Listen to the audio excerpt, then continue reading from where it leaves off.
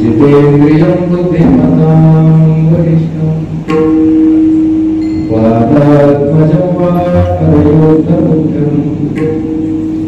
श्रीरामदूतं शरणं प्रपद्ये। राम कृष्ण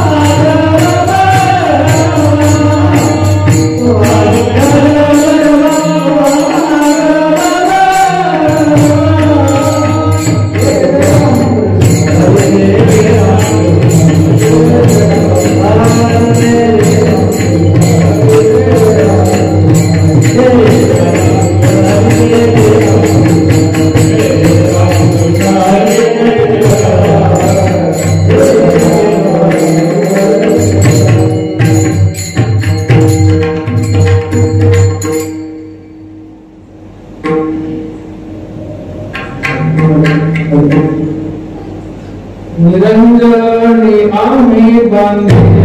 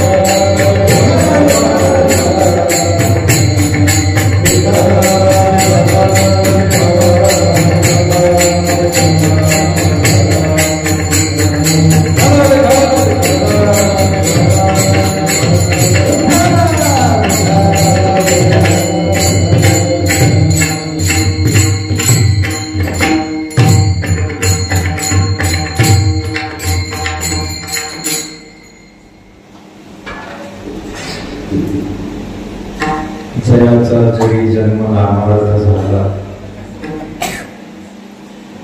जयाने सदावास नामार्थ केला, जयाच्या मुखे सदा नाम कीर्ती, नमस्कार त्या संत श्रीपाद मुखे. निरंजनी आम्ही बांधे ते घर, निराकारी निरंतर राहिलोसे, निराभासी पूर्ण झालो समरस, अखंड ऐक्यास पावलो आम्ही. तुका म्हणे आता नाही अहंकार, झालो तदाकार नित्य शुद्ध, निराभासी पूर्ण झालो समरस, अखंड ऐक्यास पावलो आम्ही.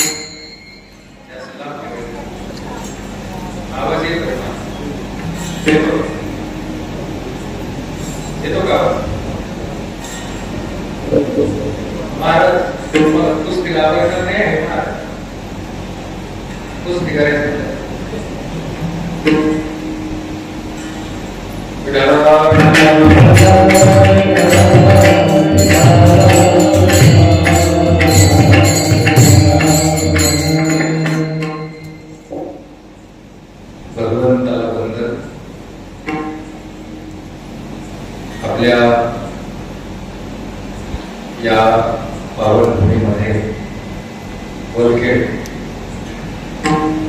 आणि पंचक्रोशीतील सर्व भाविक भक्तांना माझा नमस्कार.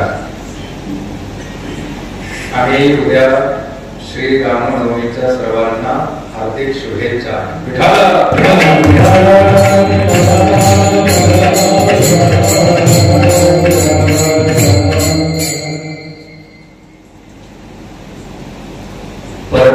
महाराजांची साधना करत असताना साधकाची जी परमोच्च अवस्था आहे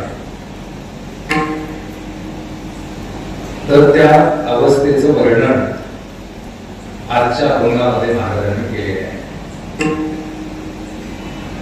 जेव्हा अभंग आपण कीर्तनासाठी घेतला तर श्रवण करणाऱ्यांना आमच्या महाराजांना असं वाटलं असेल की आज सप्ताहाचा पहिला दिवस आहे आणि तो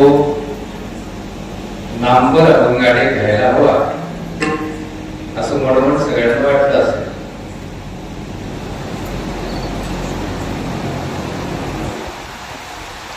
पण आता हा जो अभंग आहे महाराजांच्या जीवनामध्ये नामस्मरण केल्यामुळे सद्गुरूचं सानिध्य मिळाल्यामुळे संतांचं सानिध्य मिळाल्यामुळे त्यांची असणारी अवस्था महाराजांनी अभंगामध्ये वर्णन केले. अर्थातच हा अभंग बरोबर पाहता नामपर प्रकरणातील दिसत नसला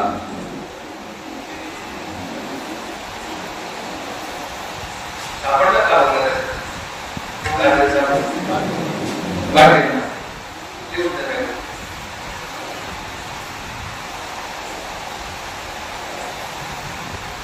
संतांचा आपल्या जीवनामध्ये आल्यानंतर नामस्मरणाचा होणारा परिणाम. आता अभंगातील शब्द आपल्याला थोडेसे अवघड वाटेल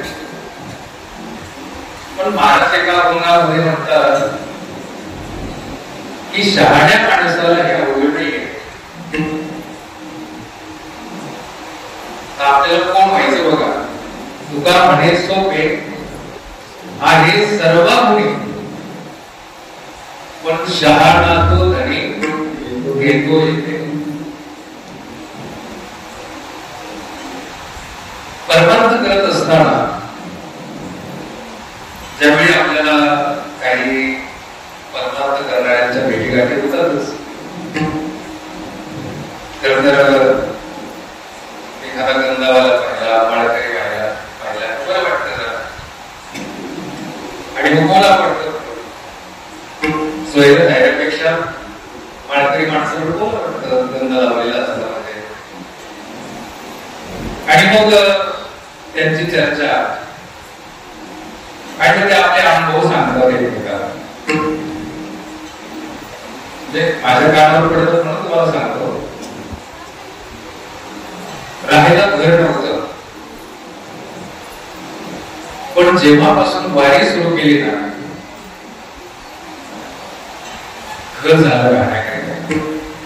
आणि त्या घरावर लिहिलेलं सुद्धा असतं संत कृपा झाली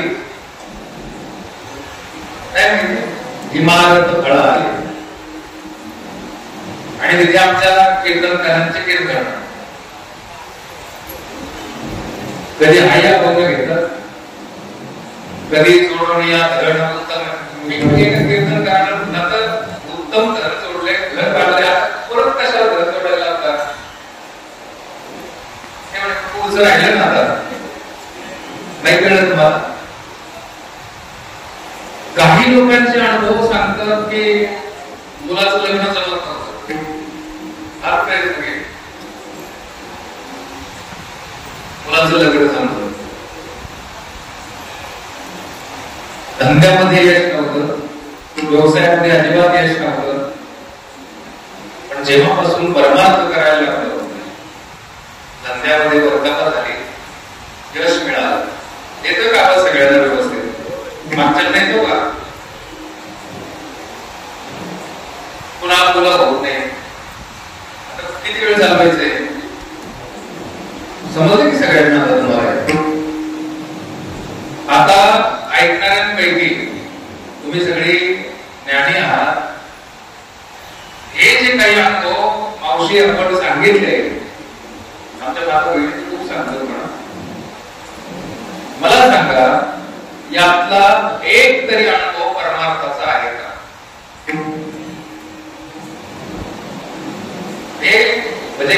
बांधायचं नाही असा अर्थ घेऊ नका, लग्न करायचं नाही असा अर्थ घेऊ नका, पण परमार्थात आल्यानंतर तुमचं घर होतं असं तुम्ही म्हणता.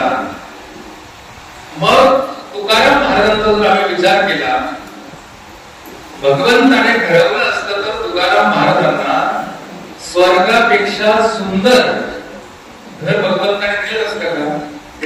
काय म्हणतात महाराज, आम्ही सदैव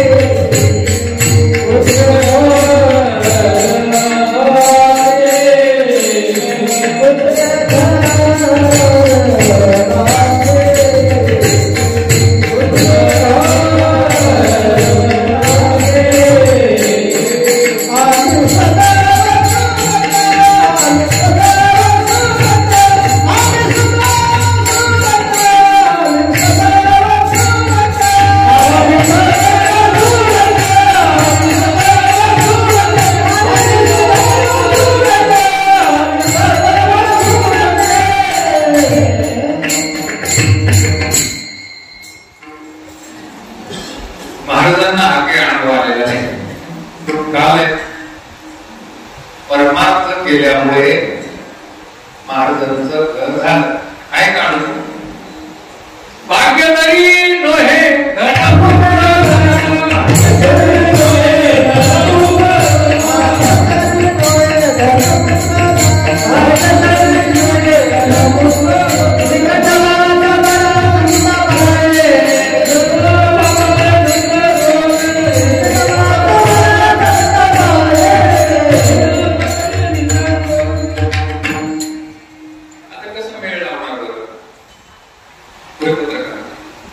महाराज म्हणतात भाग्य तरी नोही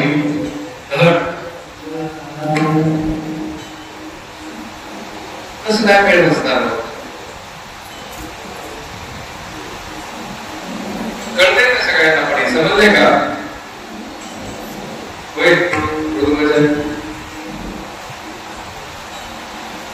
म्हणून म्हटलं मला दिसेल असं या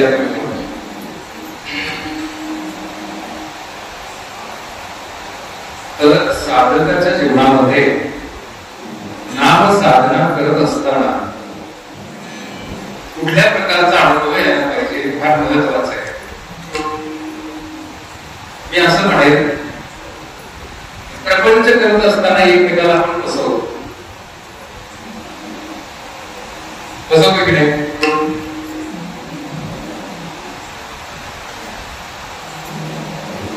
पण कमीत कमी परमार्थ करत असताना फसू नका.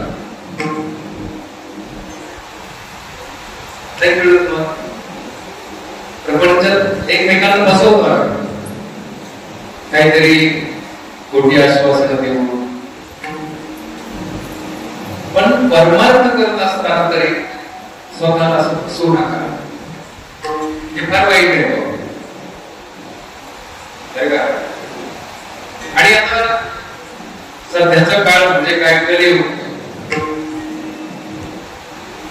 नेमकं देवदेव कशाला म्हणायचं आणि परमार्थ कशाला म्हणायचं हाच मोठा प्रश्न आहे.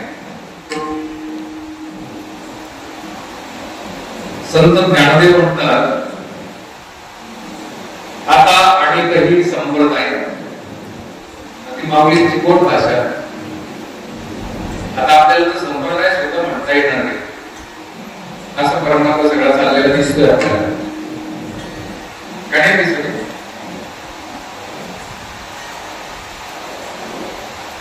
हा त्या पुढच्या फार सुंदर आहे का? यात कोणी व्यासपीठ चालत का? व्यासपीठ चालवणार आहे मला? तुम्ही चालवता? यातल्यावर फार सुंदर आहे. करोमी रस सोय करवी कानी केवी भरावी फुले अणवणी बांधावी डोळा केवी. समजा एखादा उत्तम अशा प्रकारचा रस करायचा, करोनी रस सोय करवी कानी केवी भरावी.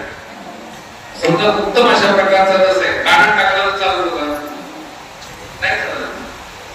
आणि सुगंधित फुले आणली ती डोळ्यावर बांधली तर चालतात का? नाही चालत.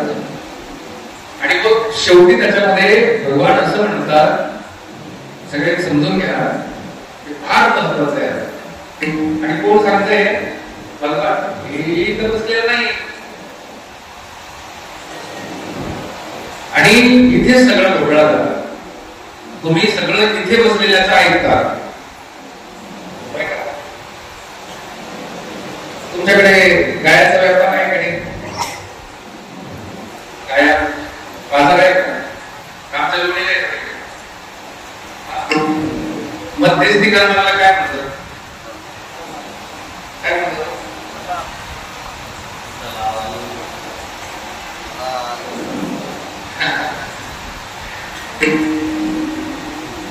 आम्ही कोण आहे?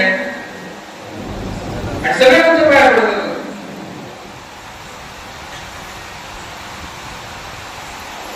बरोबर आहे. वेळ बसेल का? वेळ नाही बसणार. समजा तुम्ही जर आम्हाला विचारलं कुठून आलो, काय सांगितलं? 2-3 जणांना माझ्या भेटी झाल्या, रावरीन आलो. आणि तुकाराम महाराजांना जर विचारलं तुम्ही कुठून आले, काय सांगणार महाराज? आता फार जर शहाणा, आता जाऊ द्या, वेळ पण आपल्या 1 तास राहिले.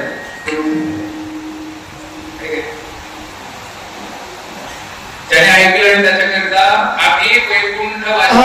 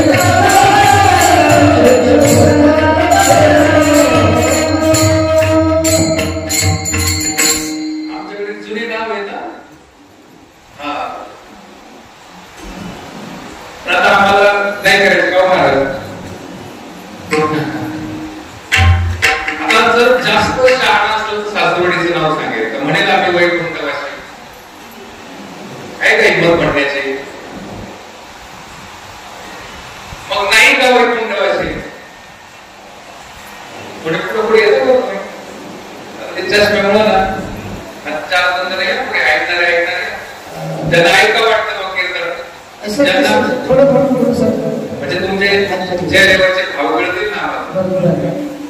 आमच्या महाराज लोकांना काय त्रास कोणता येणार काही सांगणार मागे म्हणणार त्यांना ऐकायचं तुमच्या हावभाव कळत ना. आणि ज्यांना दोघं सबसे एक तास बसत तरी कुठे बसा तुम्ही बरं.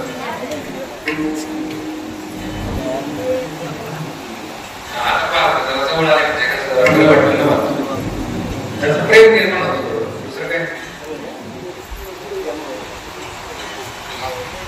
भगवान योगेश्वर कृष्ण म्हणतात मी फक्त दादाजी करतोय,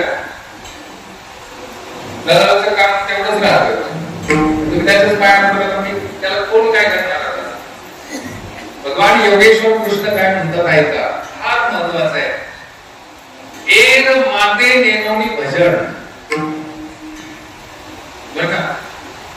एर माते नेनोनी भजन मला न जाणता केलेलं भजन ते पायाची गा अण्याट म्हणून कर्माचे डोळे ज्ञान ते निर्दोष होवाया.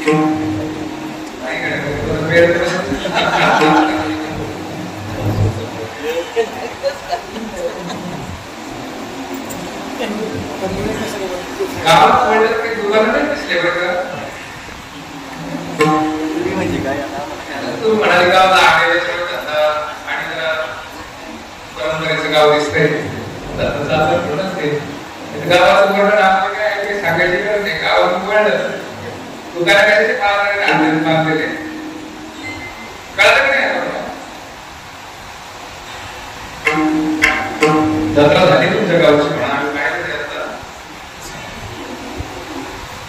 हे पहा असं आहे मला काय करायचं ते करा पण देवाला काय वाटतं संतांना काय वाटतं याचा थोडा विचार करा आणि इथे जे आहेत ना बसलेले बरं का त्यांचं भाग काय म्हणावं नका घेऊ सांगतो तुम्हाला आता मरणानंतर ना त्या जीवात्म्याचा बोध आपण तयार करतो बरोबर प्रतिमा करतो की नाही आणि मग ते घरामध्ये दक्षिण बाजूने उत्तरेकडे करून लावावे असं आपलं शास्त्र आहे काही इथे बसणारे काय सांगतात इथे म्हणजे फक्त कीर्तन काय घेऊ नका बरं का आमच्या मागे सगळे हात धरून लागतात नुसतं कीर्तन कर नाही जे जे कोणी व्यासपीठावर बसतात तेवढे आले त्याच्यामध्ये गट तट काय असतील सगळे मला सांगा ज्या बापाने घर बांधलं त्याचं घर पाडतं का तुम्ही दान देतात ते चालतं तुम्हाला त्याची गाडी चालते त्याचे पैसे चालतात त्याची शेती चालते फोटो मध्ये जेव्हा बसणं होतं फक्त फोटो काढून टाकतात त्याच्या पुढचे काही सांगणार आहे म्हणजे घरामध्ये देवाचे फोटो लावायचे नाही आता घरामध्ये फोटो असतात ना भगवान योगेश्वर कृष्ण अर्जुनाच्या रथाचे सारथी आहेत मागे अर्जुन आहे मी त्याला विचारलो का ते लावायचं पण या फोटोमध्ये भांडण होतं मी म्हटलं हा फोटो भांडणं मिटवणार आहे नुसता बाहेरचे नाही आतले सुद्धा मिटतात काही लोकांनी देवाचे सुद्धा फोटो काढून टाकले आता फक्त या लोकांची एकच इच्छा आहे की तुम्हाला घराच्या बाहेर काढायचं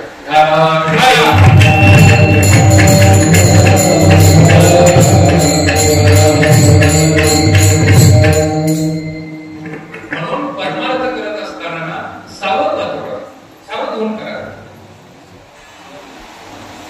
जसं आपण ज्या जागेमध्ये राहतो ती जागा आणि त्या जागेचे मालक आपण आणि त्याचा पुरावा कुठे मिळतो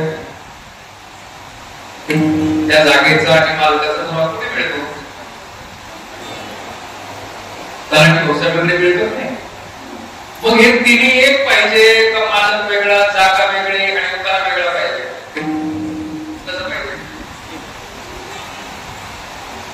एक पाहिजे का तसं इथं जो बसतो त्याने सांगितलेलं तुम्ही ऐकलेलं आणि ते ग्रंथामध्ये पाहिजे का नको ते तिने एक पाहिजे की नाही आणि त्याच आपण ऐकलं पाहिजे कुठे वेळ वाया घालून तरी काय होणार बरोबर की एक जण आता असं चहा प्यायला जावं चहा प्यायला गेलो आणि चहा उस्करात गप्पा त्या सरग्रस्त म्हणून वाईटच आहे काय म्हणतो दुसरं पाण्याने दोष लागतो आपल्या आता या जे चॅनल वाले आहेत ना त्यांनी फार चांगलं केलं काय कीर्तन असतं का टीव्हीला कुठे जाण्याची गरज नाही चांगलं आहे. म्हणजे मी 40 वर्षापासून कीर्तन ऐकतो. किती वर्षापासून? 40 वर्षापासून कीर्तन ऐकतो. आणि आता कुठे जाण्याची गरज नाही. आता युट्यूबला चॅनलला कीर्तन होतं. फार मोठं काम केलं. खास काय तुला माहितीये का? संदेह होण्या म्हणते आता हे किती जन्म कीर्तन ऐकलं त्याचा परिणाम होणार आहे? काय होणार कीर्तन ऐकलं सांगा मला. म्हणून आपण जेव्हा इकडे येतो ना, प्रपंचातील वेळ उगाच काही खर्च करू नका. त्यापेक्षा तो वेळ त्या लेकरा बाळांना तर त्यांना त्याची गरज सुद्धा आहे बरं का.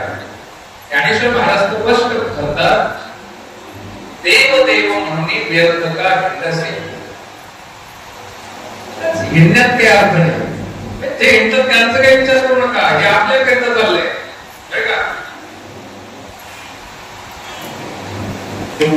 म्हणून इथे आल्यानंतर ना, किंवा आपण जर स्वतःला परमार्थिक समजत असलो तर आपली वाटचाल ही संतांनी सांगितली तशी चालली आहे का, हे फार महत्वाचं आहे.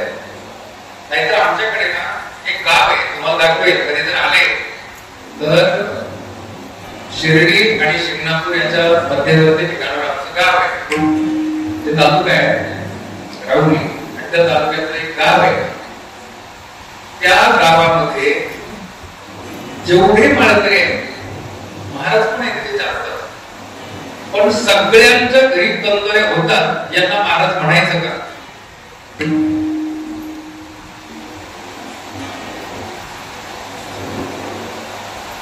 प्रत्येक माळकऱ्याच्या घरी असतात.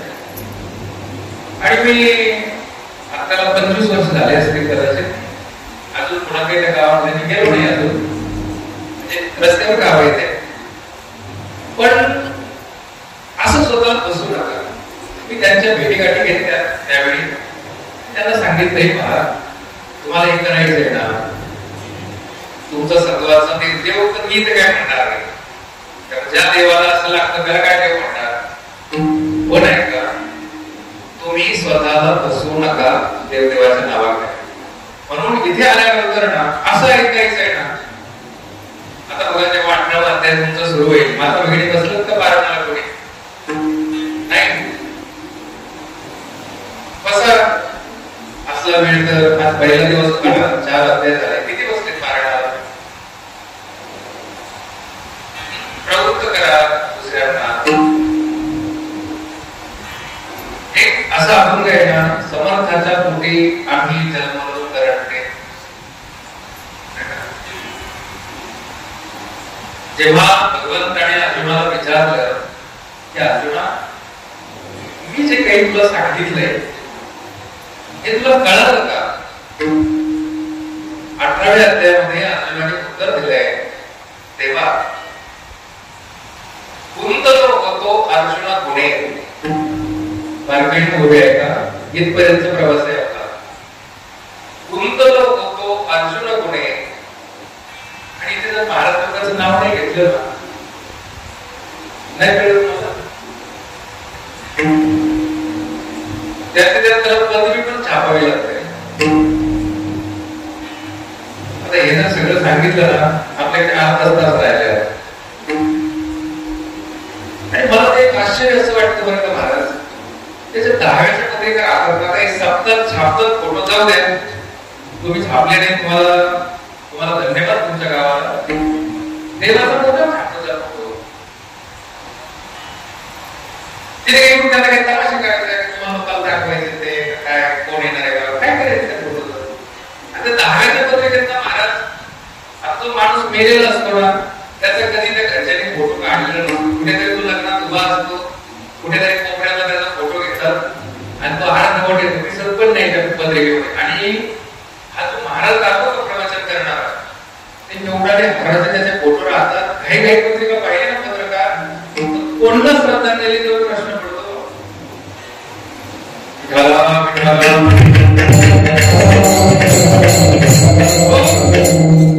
आपल्याकडे हार मेल्यानंतर घालतात. विठाला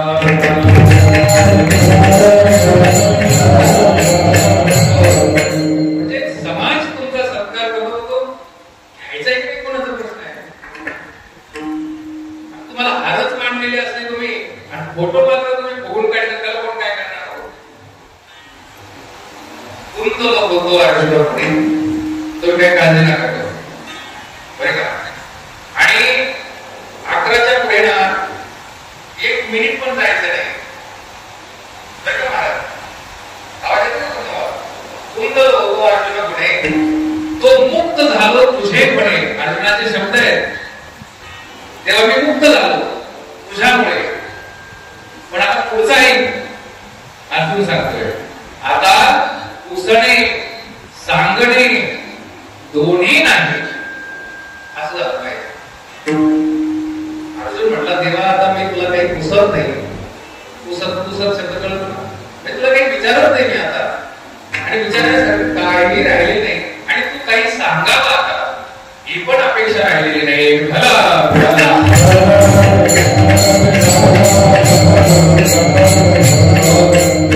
संत श्रेष्ठ जगद्गुरू तुकाराम महाराज म्हणतात माझ्या जीवनामध्ये माघ शुद्ध रश्मी पाहून गुरुवार केला अंगीकार तुकामुळे. माघ महिना होता रश्मी तिथी होती आणि योगायोगाने गुरुवार आलेला होता आणि त्या दिवशी मी गंगेच्या स्नानाला चाललो होतो. खरं तर महाराजांना हे स्वप्न पडलेलं आहे. महाराजांचा अनुग्रह स्वप्नामध्ये असं का झालं थोडक्यामध्ये तुम्हाला सांगतो.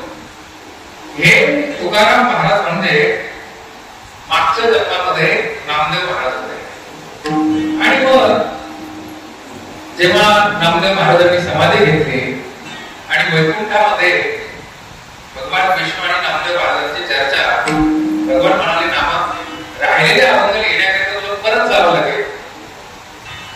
जसं उद्या रामनवमी आहे जेव्हा भगवान विष्णूंना योगेश्वर कृष्णांचा अवतार घ्यायचा होता तर शेष काय म्हटला की मागच्या जन्मामध्ये काय झालं मला फार त्रास झाला आता मी मोठा होणार या जन्मामध्ये. तसं नामदेव महाराज काय म्हटले देवाला की जायला तयार आहे पण एक करावं लागेल काय ते गुरु करायला फार त्रास झाला नामदेव महाराज. आता तो काय आपल्याला कथा सांगायचा नाही काय का खूप त्रास झाला त्यांना गुरु करण्याकरिता म्हणून मला आता त्रास नको. आणि दुसरं म्हणजे देवा तुला मला घ्यायला यावं लागेल. या 2 अटी होत्या. एक म्हणजे मी गुरु करण्याकरिता आणि त्या वटवा घालून तर जावंच लागेल त्याशिवाय काही पर्याय नाही बरं का. आता मनाच्या मनाने परमार्थ करणारे खूप आहेत त्यांचा काही प्रश्न नाही इथे बरं का. आणि त्याचं कारणही तुम्हाला सांगतो की जसं आता आपल्या देशाचं पंतप्रधान किती पंतप्रधान आपल्या देशाचे एकच ना एकाला बोलायचं ना आता दावेदार किती आहे. प्रत्येक भारताचा नागरिक दावेदार आहे पण आता किती जवळ होते डायरेक्ट बोलला करायचं नाही सांगतो एवढा का टेन्शन करतो मी तो कुठे अधिकार आहे आपल्याला त्यासाठी थोडं चालू आहे ते तुमच्या मनाने निर्णय घ्या. आमचे काही लोक तर तो भाग नाही म्हणाला त्यांचा मोठेपणाचा प्रश्न आहे तर जे काम ज्यांना करावं वाटतं नाही का काय सांगत होत त्याच्याबद्दल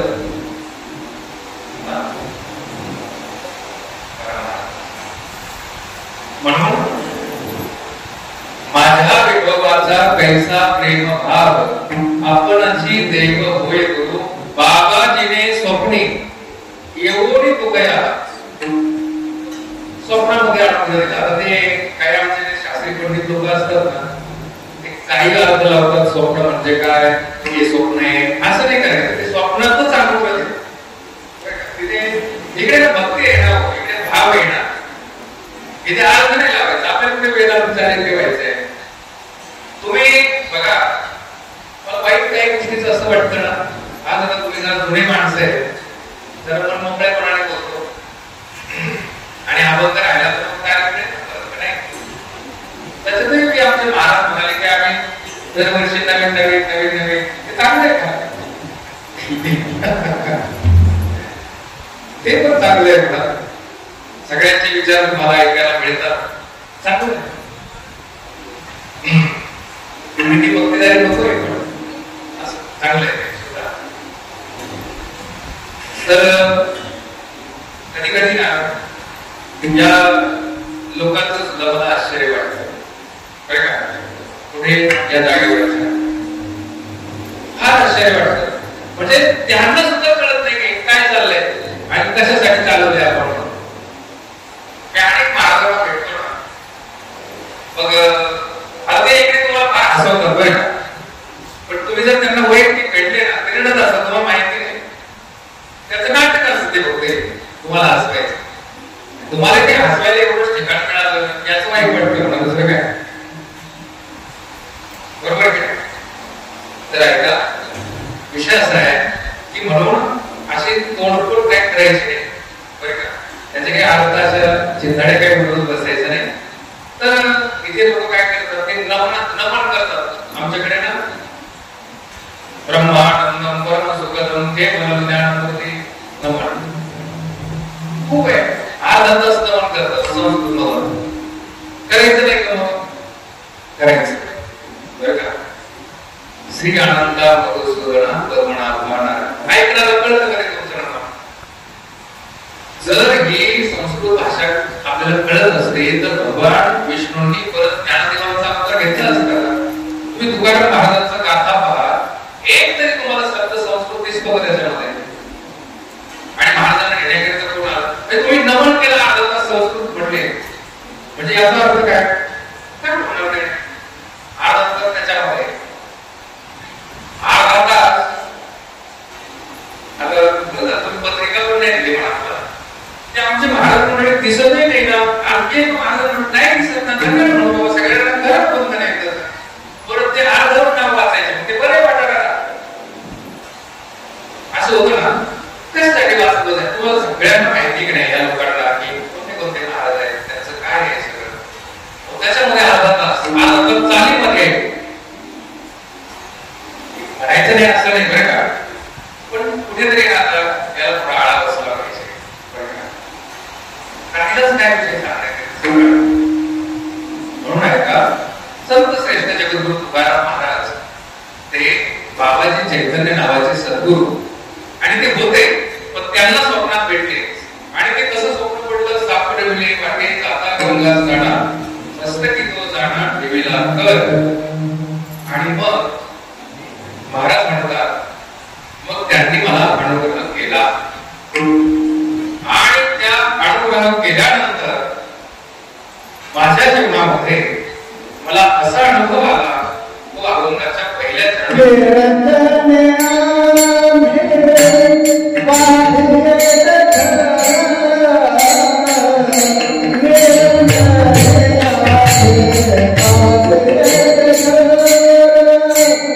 Jai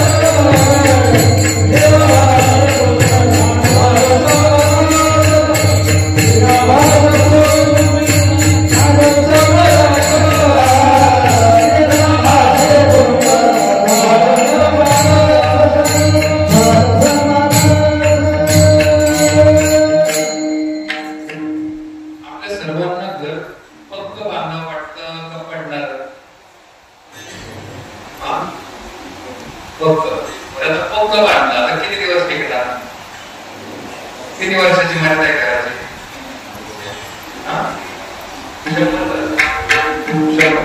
पडणार तर त्या घराचा काही विचार करू नका. ते फक्त उदाहरण सांगितले महाराजांनी. महाराज म्हणतात सद्गुरूंनी काय केलं, माझ्यावर कृपा केली. कृपा दान केले संते कल्पंती सरेना. मग त्यामुळे आम्ही निरंजनामध्ये घर बांधलं. आता थोडस निरंजन शब्द म्हणजे आपल्याकडे नाथ परंपरा आहे. नाथ परंपरेच्या अजूनही काही पेक्षा आपल्याकडे कमीत कमी वरचा ट्रेस घातला तरी येतं. मडीला आहे का तुम्ही? मडीला आमच्याकडे मडी माहिती आहे तुम्हाला? आमच्या भागात नागांची मडी, काय नागांची. आमच्याकडे मडीच्या भक्तांना काय म्हणतात माहिती आहे तुम्हाला? माहिती काय? काय नागांचे भक्त नाही म्हणत.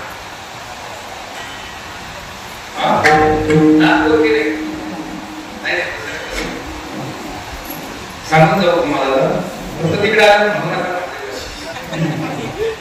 त्यांना मणीचं विकार म्हटलं. विठाला विठाला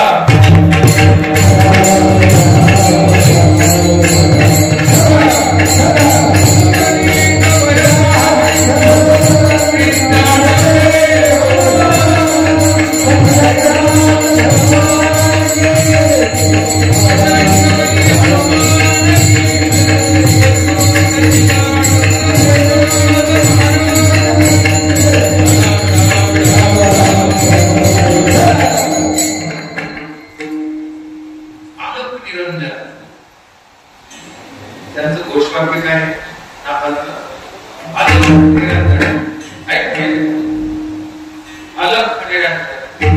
त्याचं महावाक्य आहे. आता असं आहे की निरंजन हा जो शब्द आहे थोडं आपल्याला अवघड वाटतं, पण अवघड नाही. तो शब्द असा आहे पवित्र किंवा शुद्ध. काय शब्द आहे? पवित्र, अत्यंत शुद्ध. आणि मग तुकाराम महाराज म्हणतात सद्गुरूंची भेट झाल्यामुळे काय झालं, मला निरंजनाची ओळख झाली. म्हणजे काय झालं तर माझ्या स्वरूपाची मला ओळख झाली, खऱ्या स्वरूपाची. काय? हे जे काही मला मिळालेलं शरीर आहे ना, हे जे काही शरीरूपी घर आहे ना, हे घर म्हणजे मी नाही. हे घर ना पडणार आहे, पक्क नाहीये. हे घर पडणार आहे, पक्क नाहीये. या घरामध्ये असणारं चैतन्य, आता समजण्याकरिता म्हणून जीव म्हणा, जीवात्मा म्हणा, आत्मा म्हणा, या शरीरातलं चैतन्य मी आहे. आणि ते चैतन्य पवित्र आहे, शुद्ध आहे. आणि त्याची प्राप्ती आम्हाला झाली म्हणून निरंजने आम्ही बांधलेले घर. वाटतं नाही अवघड वाटतं की नाही? अवघड नाही आहे. आता माता भगिनींना 2 घरं असतात. कोणते कोणते? तुम्हाला आमचं काही सांगितलं नाही म्हणून आता थोडा वेळ राहिला. कोणते घरं असतात? इकडचं कोणी सांगायचं नाही. यातलं खरं घर कोणतं कोणतं? मतदान पण झालं, निवडून पण आले. आता पुढचा मला बोलायचा अधिकार नाही. ते बातमीवाल्याला कसं काय कळतं?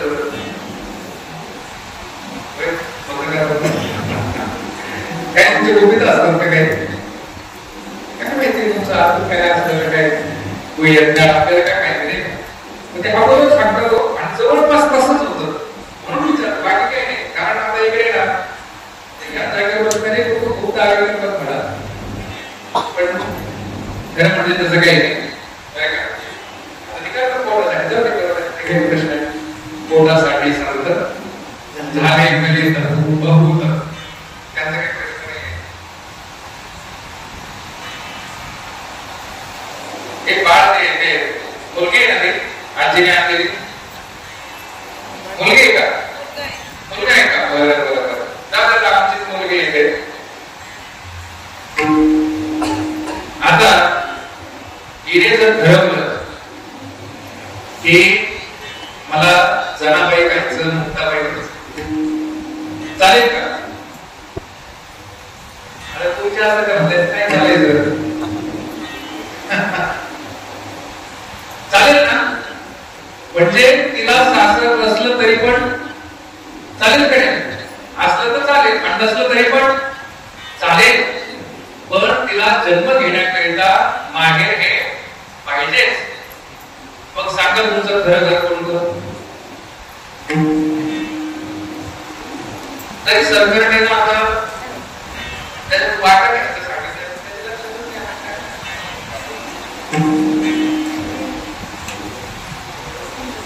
हे बघा, सासर असेल तर चालेल आणि नसेल तरी नाहीतरी तुमची एकी नाही. आता तुम्हाला सासरी जायची गरजच नाही. आता ज्यांना सासुरात भोगावं लागणार आहे पुढच्या काळात, तुम्ही एकी करा फक्त. तर काही पर्याय नाही. आता किती दिवस तुम्ही क्लास घेणार?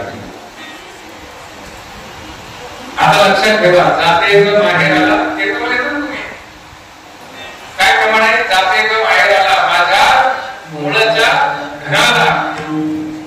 मूळ घर आणि घर म्हणजे काय? माहेर. तसं हे शरीर आणि या शरीरातलं चैतन्य, या दोन गोष्टी आहेत. काय नाही का? ज्याला आपण मी म्हणतोय ना, तो आपला भ्रम आहे. ऐका, तुम्ही एखाद्या नदीच्या किनारी उभा राहिला आणि त्या नदीचं पाणी असं वाहतंय, ज्या पाण्याकडे तुम्ही पाहताय ते पाणी किती वेळ तिथे असतं? एक क्षणभर पाणीपर्यंत. कुठे जातं ते? समुद्राकडे जातं की नाही? तसं ज्याला तुम्ही मी असं म्हणतोय, मी म्हणेपर्यंत तो मी आहे, तो मेलेला असतो.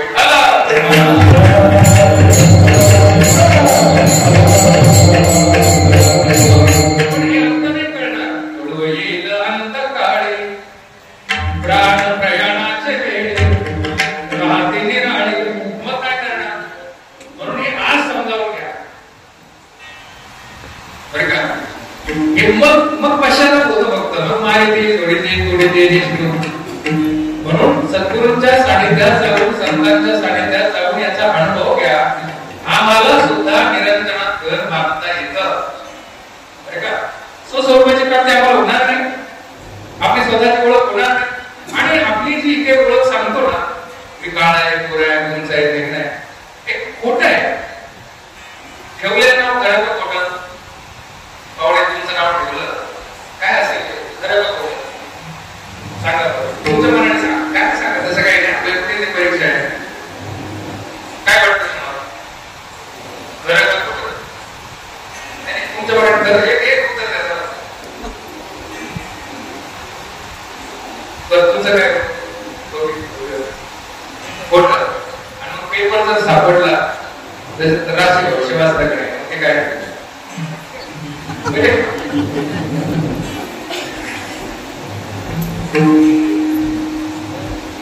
पण आता आपण हा व्यवहार करतो सगळा खरा का खोटा?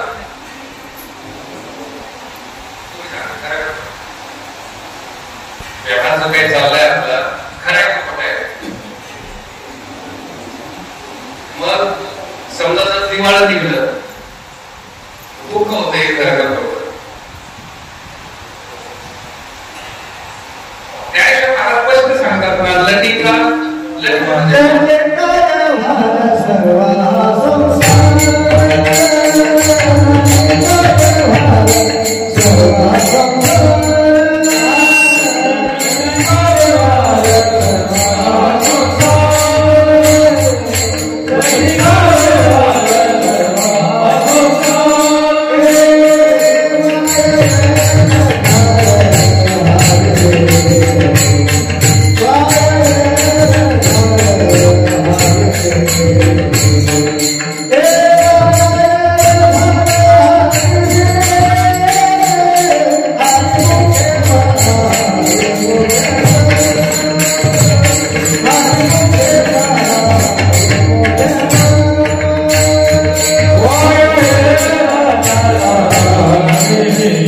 Hare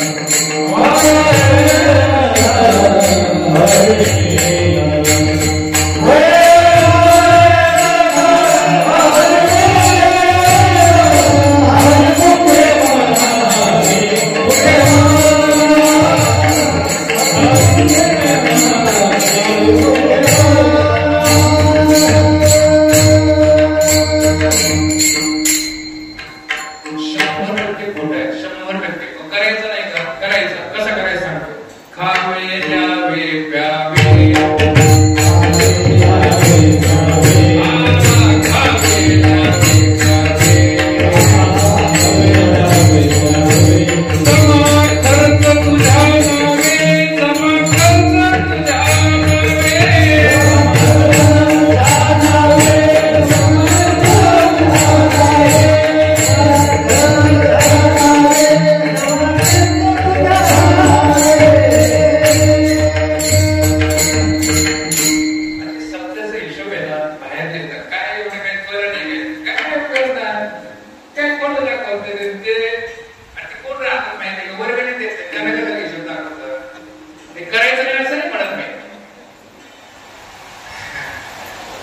खावे द्यावे प्यावे जमा खर्च तुझ्या नावे. आता दुःखाचा प्रश्न आहे का? दुःखाचा प्रश्न आहे का? ज्याला हे मी सांगतो महाराज बरं का, मी शेतकरी माणूस आहे. माझ्याकडे छोटी गाडी निघते, तिथून आले तिकडून गेले. जेव्हा महाराज वाचलं बरं का, आता ज्याला मला पैसे द्यायचे ना रोज फोन करतो, हॅलो नाशिकला तारीख काय? सकाळी भेटा ना.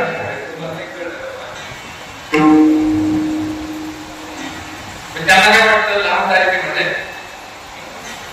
म्हणजे ज्याला मला द्यायचे ना बरं का, म्हणजे ज्यांना माझ्याकडून पैसे घ्यायचे ना सारखे फोन करतात. मला याची गरज आहे का? आणि मला ज्यांच्याकडून घ्यायचे ना ते फोनवरच नसतात, तेच भेटत होत नाही. मला याची काय गरज आहे का? म्हणून ऐका, याच्या नादी लागू नका, याचा उपयोग करून घ्या. हे फक्त घडत आहे, फक्त घडवत आहे निरंजन आपलं शुद्ध स्वरूप. काय होतं की आता काही लोक खास सोहळे म्हणून पाळतात. मला थोडंफार पाळत नाही असं नाही, पण तुम्ही ऐका. समजा आता कीर्तनात गेले आता पाणी नाही येऊ शकतं, तसं काही नाही. का बरं? आता तुम्ही जायचं आपण ते पोटात होतं, त्याचं काय केलं नाही कळलं तुम्हाला? कळलं ना औषध? आता पोटात आहे का नाही? आता त्याचं काय केलं तुम्ही? म्हणून याचं नादी फार लागू नका. नाम जपयते परम बांधून शके स्नानाधिकर नामे पावन धर्माधर्म नाम परब्रह्म. आमच्याकडे ना काशीवरून ना एक महाराज आले होते. फार मोठा यत्न केला त्यांनी, काहीतरी कोटीचा 1300 13 होते काय माहित नाही. फक्त बोलायचं असं. आमचं शेजारी खर्च पडला केलं नाही. त्याचं कारण आमचे ते मुलगी ना आम्हाला जायचं होतं. तिने काय केलं, मी उठल्यावर तिथे ना 2 मोबाईल घेऊन ठेवले. आम्हाला जायचं होतं काय मोबाईल दिलं तिनं, वासराचा करुणी भोकसा मार्केट ऐकतो का, गाई पुढे ठेवणी जायचा उगाडा घेती क्षीररसा बुद्धिवंत. म्हणजे गाईला वासरू झालं, गावरान गाईला ते मेलं.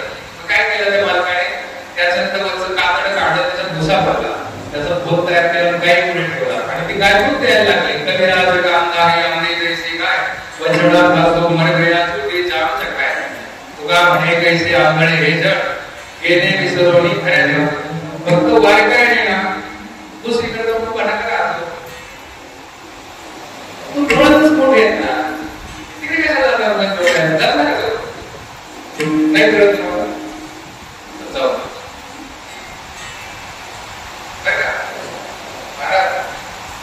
आपलं हार म्हणून भाग्याचे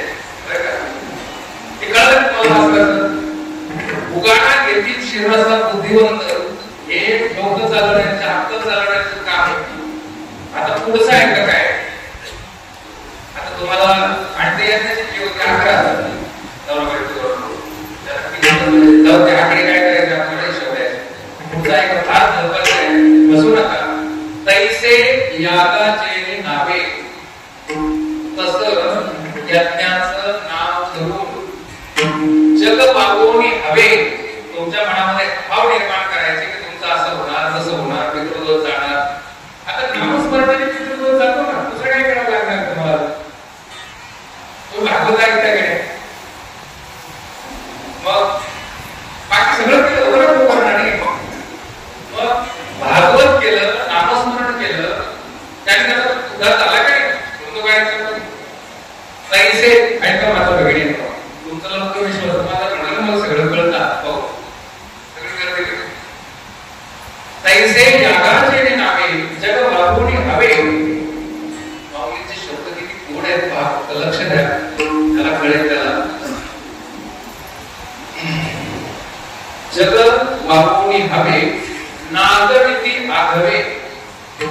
उघडं टाकडं करतात. पुढचा शब्द आहे का पुढचा आहेराबारी. काय शब्द आहे? आहेराबारी. किती असते कसं चालले? आहेराबारी.